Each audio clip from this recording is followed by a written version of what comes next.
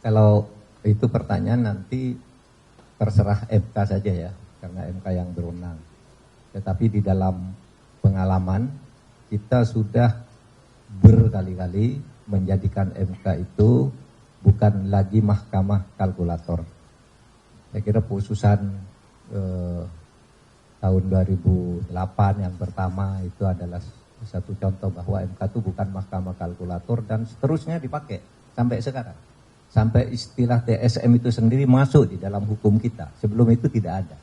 Artinya MK itu bukan sekedar mahkamah kalkulator. Tinggal nanti kreativitas hakim MK. Saudara, soal gugatan itu sebenarnya begini. Kita ini melakukan reformasi karena ingin membangun negara ini sebagai negara demokrasi dan negara hukum. Demokrasi dan nomokrasi. Perjalanan pertama sampai belasan tahun itu bagus. Demokrasi dan hukum kita lumayanlah bagus. Paling tidak dari sudut institusionalisasi. Tetapi pemilu yang sekarang ini dinilai oleh banyak pakar, pelaku politik yang sudah senior sekali sebagai pemilu yang paling brutal. Karena memang tidak ada pemilu sebelumnya yang seperti ini, di mana aparat turun, lalu pejabat tertinggi juga turun, meskipun bilang tidak kampanye, isinya pasti dirasakan kampanye, sehingga ini dianggap, apalagi ada ancaman-ancaman ya politik, gentong babi, politik kerah putih dan sebagainya dipakai semua, sehingga ini dianggap pemilu paling brutal. Oleh sebab itu, kita ingin mewariskan kepada generasi yang akan datang, jangan terjadi perusakan terhadap demokrasi dan hukum. Karena kalau demokrasi dan hukum dirusak, nanti akan terjadi lagi yang akan datang itu, kalau mau pemilu, Anda dekat dengan kekuasaan, Anda punya duit. Hanya itu, lalu orang yang biasa-biasa, yang hebat-hebat tidak bisa tampil untuk ikut ngurusi negara. Nah, oleh sebab itu, apa yang kami lakukan ke MK ini bukan mencari menang, tapi beyond election, masa depan. Bukan sekedar untuk pemilu hari ini, tapi masa depan ratusan tahun yang akan datang, demokrasi kita harus sehat. Dan itu harus diungkap di sebuah teater hukum yang bernama Mahkamah Konstitusi. Kami yang akan mengungkap ya, demi masa depan, bukan kami. Kalau kami sendiri kan sudah berintegritas ya, sudah membuat fakta integritas nih. Kami akan menerima apapun hasilnya.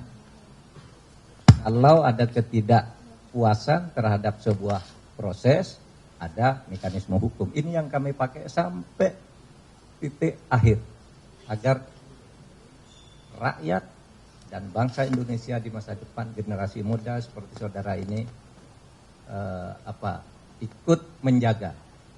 Indonesia harus dibangun sebagai negara demokrasi, benar, berkeadaban dan berkeadilan, juga berhukum dengan benar. Itu saja. Makasih.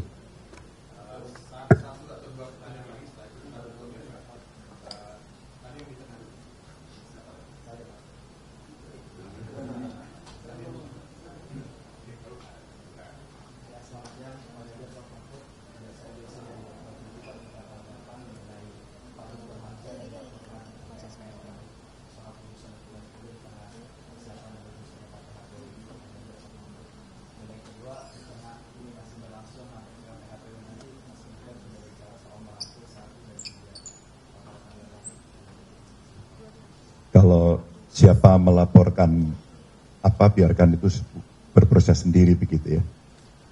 Kalau soal rangkul-rangkulan, kita ini berteman semuanya. Toh para kandidat ini anak-anak bangsa begitu ya. Kalau ibarat sebuah pertandingan itu ada saat mulai, ada saat akhir. Tentu apapun nanti keputusan sebagai sebuah upaya tertinggi yang bisa kita lakukan dan kita putus, mari kita berpikir soal bangsa dan negara ini. Mari kita berpikir nasib rakyat. Mari kita berpikir bahwa ekonomi ke depan menghadapi tantangan yang berat. Berberita yang disiarkan kawan-kawan hari ini mulai Selandia Baru krisis. Jadi artinya kita juga mesti siap-siap ya. Bencana ada di banyak tempat, kita mesti merespon. Jangan kita terlena hanya urusan ini gitu. Jadi soal rangkul-merangkul, kita pasti harus menjadi kekuatan anak bangsa untuk membangun negeri ini dimanapun berada. Pasti kami akan bisa berkomunikasi.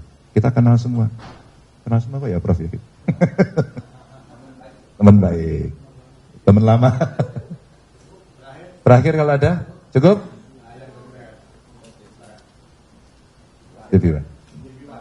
Penegasan artinya dari statement hari ini dari Mas Ganjar sendiri ini apakah menolak hasil dari KPU? Terus kalau hak angket ini digulirkan, sikap partai Mas Ganjar apakah akan tetap mendukung pemerintah atau hak angket ini hal yang berbeda? Tadi saya sampaikan angket nanti akan ada di parlemen. Soal sikap partai kemana nanti partai yang akan memutuskan. Yang pertama tadi penegasan apakah artinya ini menolak hasil dari KPU? Oh, kami akan ke MK.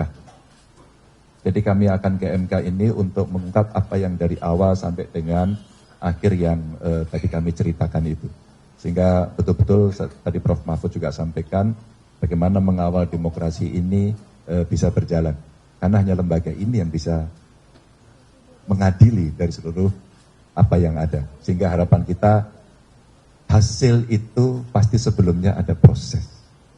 Maka inilah yang harus dibuka semuanya.